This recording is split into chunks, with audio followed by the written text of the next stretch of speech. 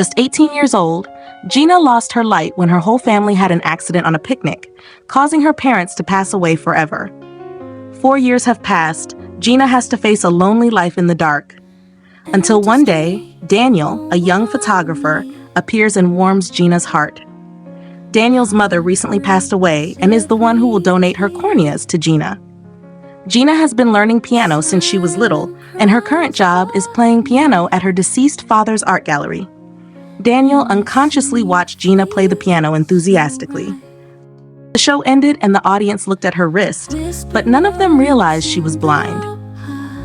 Daniel was also surprised because she didn't look like she was blind until Jena picked up the guide stick and called out the name of a guide dog named Snowy. She took the dog leash and put it on Snowy, but then he saw something and ran out, making Jena panic. Daniel saw and ran to Jena, telling her to stay still and that he would find the dog for her. Jena nodded and stood still worriedly. A moment later, Daniel returned with Snowy. Jena thanked Daniel and hoped that the next day she could invite him for a cup of coffee to express her gratitude. Daniel agreed and silently followed her home, taking many pictures of her. From that day on, he always followed Jena silently. Jena went to the supermarket to buy some food and supplies, but couldn't catch the bus. Daniel pretended to see Jena. When she heard his voice, she immediately recognized him. Daniel offered to take Jena to the supermarket. Jena hesitated a bit, but then she agreed because she saw that Snowy was not wary of Daniel. Daniel was very happy and gently put the seatbelt on Jena. Jena was shy and could feel Daniel's body scent was very pleasant. The two awkwardly chatted happily. When arriving at the supermarket, Daniel proactively asked Jena what she needed to buy, and he would get it for her. Jena gently replied that he could get her milk, eggs, canned food for Snowy. Daniel saw Jena only buying ready-made food, which made him feel sad. He bought himself another fresh food so that if possible, he could cook it for Jena at her house. After that, Daniel drove Jena home. Jena thanked Daniel for his enthusiastic help. Daniel asked if he could come into her house, but Jena hesitated. He was tactful and said it was just a joke. He lived nearby, so if needed, she could call him and the two could exchange information. That night, Jena thought of Daniel, but in reality, Jena was blind. She didn't dare to open her heart. Daniel had moved nearby just to see Jena.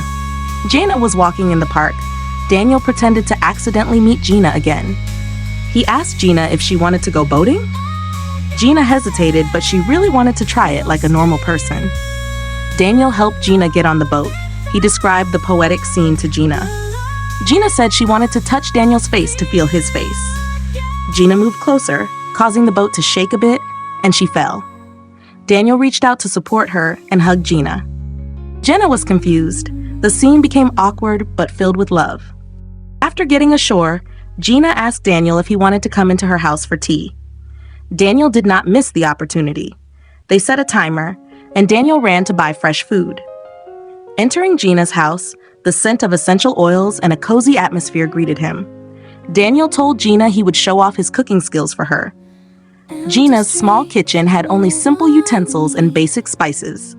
While Jena sat on the sofa playing with Snowy, waiting, the scent of food filled the room. Daniel decorated the dining table simply with the beefsteak already cut for Jena. She sat at the dining table, and Daniel put a piece of meat into her mouth. It had been a long time since she had eaten such delicious food. She usually only ate processed foods. After eating, Daniel also very delicately washed the dishes, making Jena really moved. The next day, while the two were walking, Daniel confessed his love for Jena. But Jena sadly rejected his feelings. Daniel said that he would always love and care for Jena. Jena replied that she was blind and did not want to make him live in worry. Daniel insisted that he would cover his eyes and try to live the life of a blind person to understand her. He added that if Jena didn't help him, he might be in danger. The next morning, when Jena went to work, Daniel was waiting for her at the door with his eyes covered with a cloth. Jena, hoping Daniel would give up, ignored him and left first. However, Daniel was determined to try.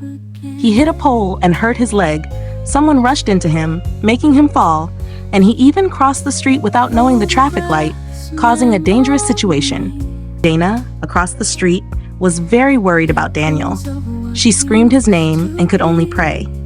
Daniel safely crossed the street and ran to hug Jena to comfort her, saying that understanding her hardships only made him love her more. He revealed that the person who would donate corneas to Jena was his deceased mother, but for him, that was the destiny of love.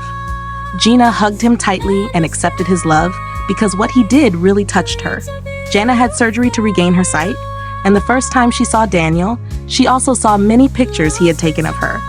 The two hugged and exchanged affectionate glances.